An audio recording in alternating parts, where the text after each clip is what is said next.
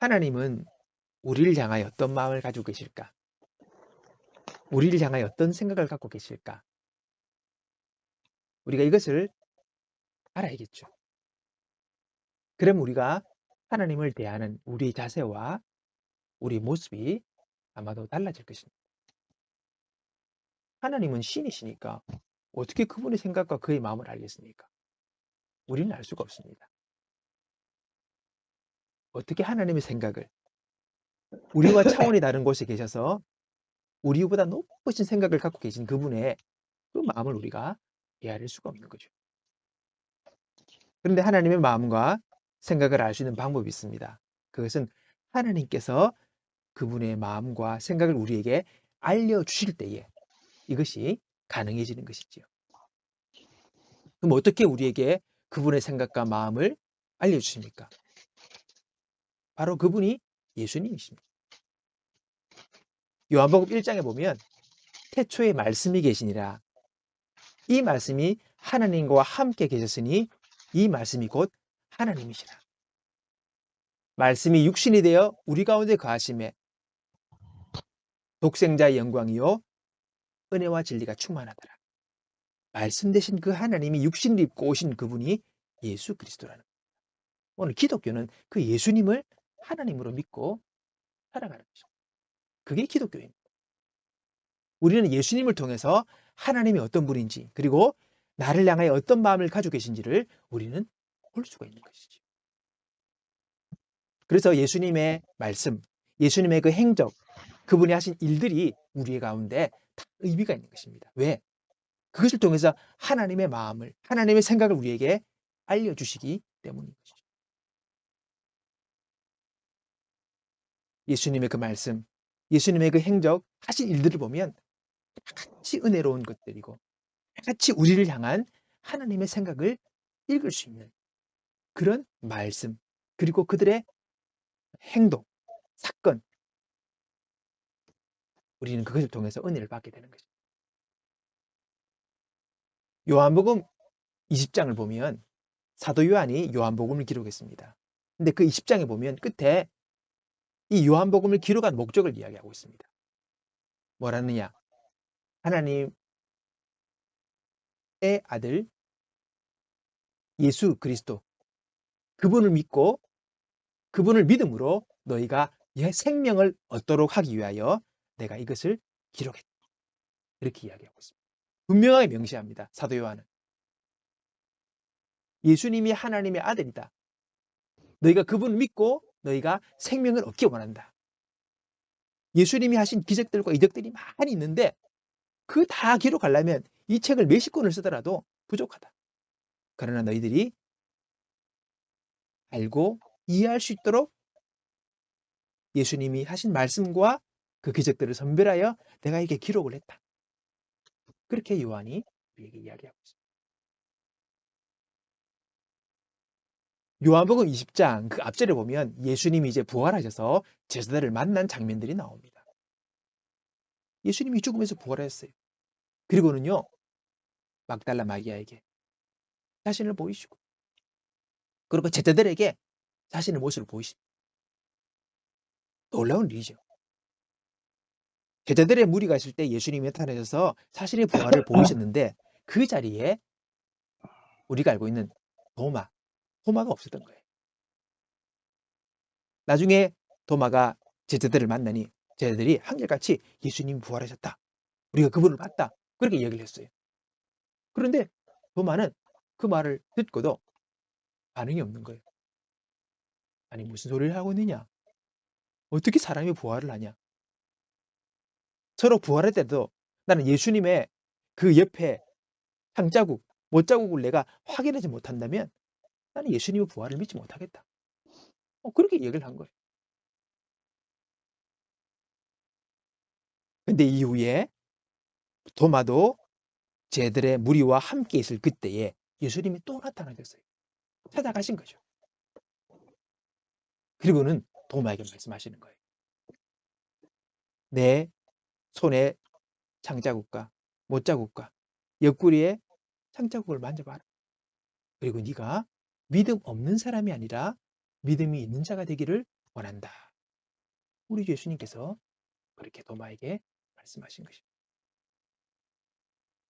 우리는 여기 이 사건을 보면서 요한이 왜 이 사건을 적었을까? 바로 하나님 아버지의 마음, 예수님의 그 마음을 우리에게 알려주는 거예요. 우리가 성경 속에 많은 사건들이 있습니다. 그런데 우리는 그 놀라운 사건들, 그 말씀들을 보면서 하나님이니까 그런 거지 뭐. 아니 예수님이니까 그런 거 아닌가 아이가. 예수님이니까 그렇게 하지. 예수님이니까, 하나님이니까. 그분의 행동, 그분의 사건, 그분의 기적들을 우리는 그냥 당연하게 별 대수롭지 않게 생각을 하며 성경을 읽을 때가 많습니다. 여러분, 당연한 것은 없습니다. 이유가 있고 의미가 있는 것입니다. 사실 예수님이 부활하셨어요. 근데 예수님은 자신의 부활을 이미 돌아가시기 전에 제자들에게 이미 말씀하셨습니다. 3일 만에 부활하겠다. 또 제자들에게 자신을 보이면서 이미 자신의 부활을 사람들에게 알렸죠. 도마는 어떻게 했습니까? 그 제자들의 부활의 증언, 그 소식을 들었습니다. 그럼 어떻게 됩니까? 그 예수님의 부활을 믿고 아멘 해야죠. 근데 도마는 못 믿는 거예요. 안 믿는 거예요. 무슨 소리 하고 있나? 뭐 그런 의미입니다. 자, 이런 도마의 모습을 보면서 예수님은 어떻게 하시겠습니까? 이미 다 다른 이들에게 보여줬고 이미 그 부활의 사실을 알렸고 말했고 그런 도마를 향해서 야, 이 도마야, 참 니는 한심하구나. 내가 어떻게 이 부활에 대해서 미리 말도 다 했고 제자들을 통해서 네가 그 이야기 들었는데도 못 믿어? 다른 제자들의 그 고백을 듣고도 네가 못 믿겠다고? 그럼 어쩔 수 없지. 예수님이 그렇게 안 하셨어요. 예수님 뭐 부족하다고 뭐 답답하다고 다 가서 일일이 그 부활의 증명을 해야 되겠습니까? 증명할 필요 없죠, 예수님은. 왜 그렇게 해야 됩니까? 다 고난 받으시고 죽으시고 부활하신 그분의 영광을 받으신 그럼 끝났지. 근데 굳이 또 도마가 있는 곳에 찾아가십니다. 그 한 사람을 위해서. 그럼 뭘 하십니까? "이 자식아 똑바로 안 하나?" 또는 "네가 그것도 못 믿는단 말이가? 니는 참 진짜 하찮구나. 너 정말 니는 믿음이 없구나." 이 구박이 아니에요. 주님 그렇게 하지 않으셨어요. 일일이 거기 가셔서 손에 못자국을 보이시고 옆구리에 창자국을 보이시면서 "자 만져봐라 도마야. 만져봐라." 만져보게 하십니다. 그리고 뭘 하십니까? "얘야 네가 믿음이 없는 자가 아니라 나는 네가 믿음이 있는 사람이 되어 참으로 하나님의 복을 받고 살아가길 원한다." 라고 예수님께서 말씀하신 거예요. 예수님이 일일이 토마를 찾아가셔서 그의 믿음의 결핍들을 손자국, 옆구리 뭐 창자국 다 보여주시면서 그걸 다 일일이 채워주시면서 "나는 바란다. 네가 믿음의 사람이 되기 원한다. 정말 나의 부활을 믿고 이 분명한 확신과 믿음 속에 네가 살기 원한다. 그런 믿음의 사람이 되기 원한다."라고 주님이 말씀하시는 거예요. 여러분, 예수님의 이런 모습 보면서 여러분은 무엇을 느끼십니까? 예수님은 우리가 어떻게든지 믿음의 사람이 되어지고 어떻게든지 확고한 신앙의 사람이 되어져서 정말 하나님의 영생의 복을 누리며 정말 잘 되기를 복되기를 원하시는 그는 우리 주님의 그 열정을 느끼지 않으십니까? 그 한 사람 다 찾아가셔 가지고 손자국, 옆구리 뭐 창자국 다 보이시면서 다 일일이 증명해 주시고 보여 주시면서 "도마야, 그러니까 믿음 없는 자가 아니라 믿음의 사람이 되기 원한다. 네가 믿음이 있어야 된다. 네가 믿음이 없으면 앞으로 살아갈 날들이 너무 험하고 어려운 일들이 많다. 그 모든 어려움을 이기기 위해서 너는 믿음의 사람이 되어야 되고 반드시 믿음을 가지고 살 때에 네가 승리하는 인생, 복된 인생을 살 수 있다."라고 주님께서 그렇게 말씀하시는 거예요. 예수님께서 공생의 기간 동안 천국의 복음을 전가하시고 많은 사람들을 만나시고 여러 가지 기적과 능력을 베푸실 때 동일한 마음으로 이들이 믿음을 갖기를, 예수님이 하나님의 아들이시고 구원자이심을 이들이 정말 알고 믿기를, 정말 그런 믿음을 가지고 이들이 정말 세상에서 방황하지 않고 성공적인 인생을 살아갈 수 있도록 하기 위해 우리 주님 이들에게 믿음을 가지기 위하여 그 마음을 가지고 모든 공생의 생활을 하신 것입니다. 잠도 못 자고 먹지도 못하면서 오해와 그리고 죽음 위협도 받으시면서 그 공생의 시간 동안 전심으로 모든 것을 희생하며 수고하신 이유가 뭡니까? 이들이 믿음을 갖기 위해서, 이들이 신앙을 갖기 위해서 주님께서 그렇게 하신 겁니다. 딴 게 아닙니다.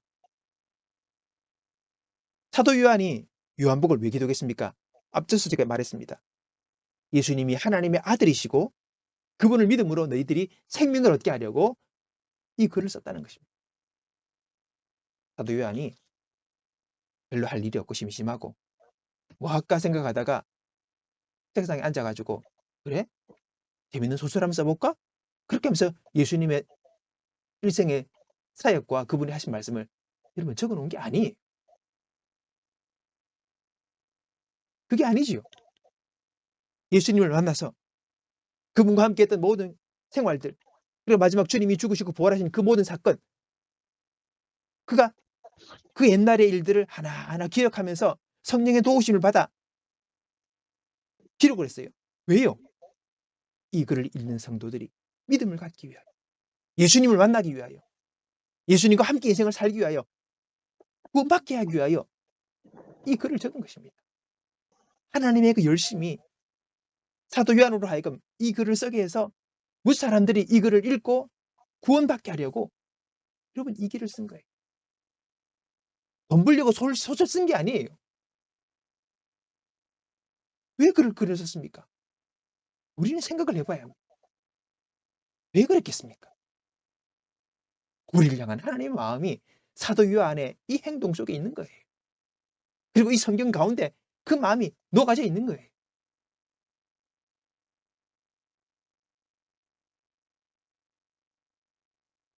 많은 사람들이 하나님을 가까이 하기를 싫어합니다. 교회를 다니면서도 부분적으로 어느 시간만 신앙인이 되기 원해요.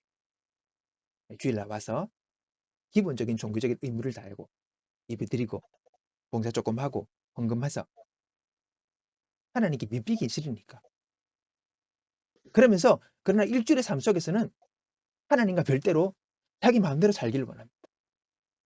그래서 어떤 사람은 하나님이라는 존재가 자신의 삶에 간섭하면서 나의 즐거움이나 나의 자유를 방해하는 분으로 생각하는 사람들이 많이 있어요. 거부감이 있는 거예요. 거리낌이 있는 거예요. 왜 그렇습니까? 하나님을 몰라서 그래요. 하나님이 나를 향해 어떤 마음을 가지신지, 그분이 어떤 분인지, 나에게 어떤 의미가 있는지를 모르는 거예요. 모르니까 그분을 가까이 하기 싫은 거예요. 그분은 우리를 사랑하시고 우리를 구원하시기 원하고 우리를 복되게 하려고 성경 읽어보세요. 창세기부터 그 이야기입니다. 너희를 살리려고, 너희를 구원하려고, 너희를 복되게 하려고, 너희를 승리하게 하려고, 너희가 일생에 매여서 두려워하며 떨면서 그렇게 의미 없는 어둠의 삶을 너희들이 살지 않기 위하여 계속 주님께서 말씀하시고 여러 가지 기적과 기사와 수많은 믿음의 사람들을 통해서 이들에게 말씀하시는 거예요. 그게 성경이에요. 그러니까 하나님을 모르니까 그분을 가까이 하기 싫은 거예요. 요한복음 3장 16절에 하나님이 세상을 이처럼 사랑하사 독생자를 주셨으니 이는 저를 믿는 자마다 멸망치 않고 영생을 얻게 하려 하심이라. 예수님을 보내주신 이유가 우리에게 영생을 주시기 위한다는 거예요. 여러분 영생이 뭡니까? 우리는 많은 경우 영생을 얻는다 이러면 죽어서 내가 천국 가는 거, 또는 영생이라는 말이 영어로 이터널 라이프니까 영원히 사는구나. 내가 안 죽고 영원히 사네? 또는 죽어도 영원히 내가 어떤 천국 가서 내가 사네? 이 정도로 생각을 합니다. 영생이라는 말의 의미를. 물론 그런 의미도 그 영생이라는 말에 담겨져 있습니다. 그러나 이 영생이라는 것은 훨씬 더 큰 의미를 가지고 있습니다. 영생이 뭐냐? 영생은 우리가 어떤 장소를 옮기고 영원히 살고 천국 가고 이런 것만이 아니라 이 영생이란 말은 우리가 하나님과 이 천지를 창조하신 하나님과 살아있는 관계 속에서 살아가는 그런 존재가 되었다는 거예요. 우리 존재가 바뀌는 거예요. 우리 존재. 하나님과는 단절되어 있던 인생이 아니라 이제는 하나님과 친밀한 그리고 사랑의 관계 속에서 살아가는 존재가 되는 것. 바로 그것이 영생을 얻은 거예요. 그렇기 때문에 여러분 영생을 얻는다 이라면 예수 믿는다 이라면요.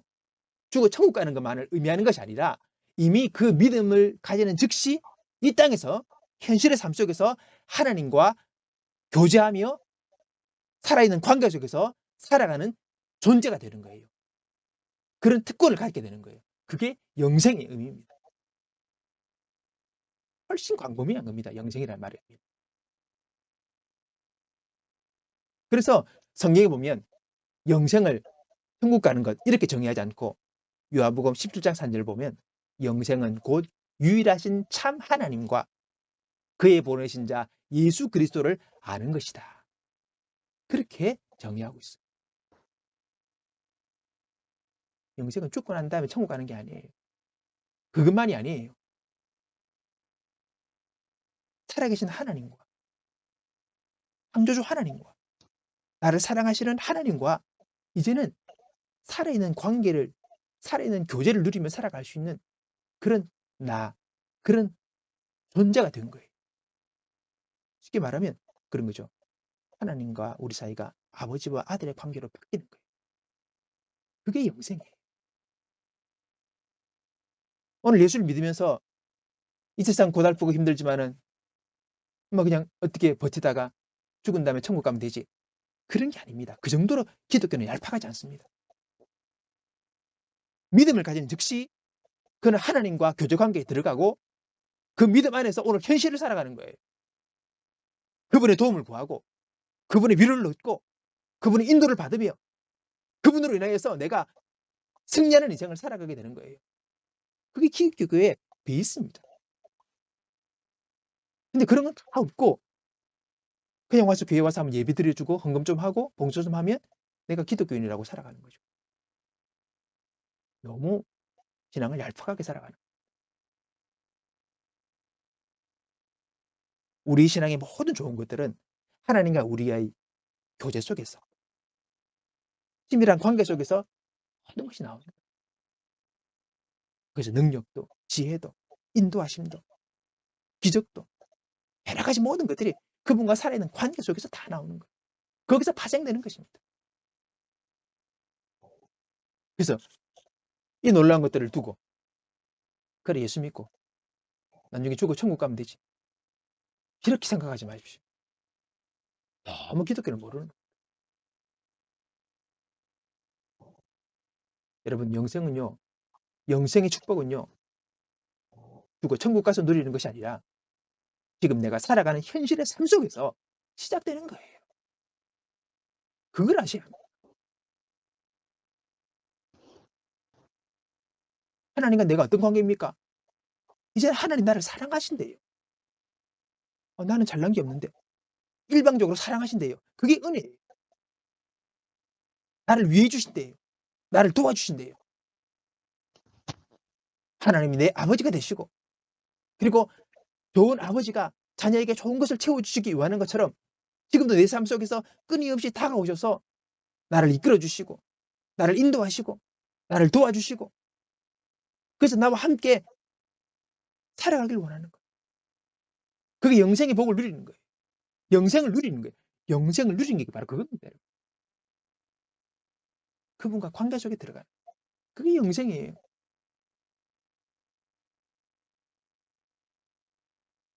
그러므로 그리스도인은 하나님을 가까이 하며 그분과 교제하며 동행하며 어떻게든지 그분의 뜻과 마음을 내가 알아.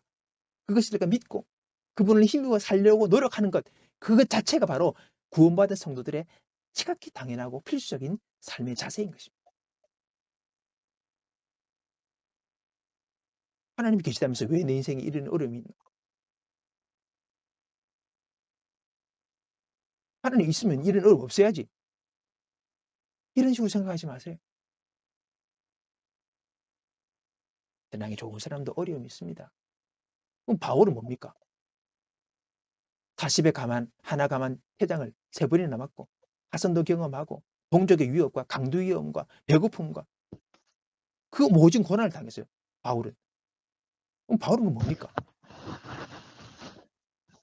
벌 받은 사람입니까? 저주받은 인생입니까? 바울은 그 놀라운 하나님의 은혜와 사랑을 얼마나 높이 찬양하는지, 얼마나 그분 향한 열정과 믿음이 그 사랑이 충만했는지, 일반 사람은 감당할 수 없는 선교사역의 일들을 그냥 다 감당하고 돌파했습니다. 그러면서 로마서 말씀 보면 내가 사망이나 생명이나 높음이나 깊음이나 그 어떤 피조물이라도 우리 주 예수 그리스도 안에 있는 사랑에서 나를 끊을 수가 없다는 것을 나는 확신한다. 하나님의 변할 수 없는 사랑, 변함이 없는 사랑, 그 놀라운 사랑을, 그 사랑 안에 내가 있고 그 사랑이 나를 붙들고 있기 때문에 그 사랑의 관계를 끊을 것은 세상에 아무것도 없다. 그렇게 고백하고 다 바울은 자기 인생을 달려갔습니다. 멋지지요? 그게 신앙인입니다. 말씀을 정리합니다. 오늘 읽었던 시편 73편, 23편 말씀. 이 시편 기자가 뭐라 합니까? 하나님을 가까이 함이 내게 복이라. 그래요. 이 시편 기자는 알았던 거죠. 하나님을 가까이 하는 것 자체가 내게 복이라는 것. 그분을 멀리하는 것이 아니라 가까이 하는 것이 내게 복이라는 것을 알았습니다. 그러면서 주 여호와를 나의 피난처로 삼아서 하나님이 나를 향하여 이루신, 나를 위하여 행하신 아름다운 그 모든 일들을 내가 전파하며 살겠다. 고백을 합니다.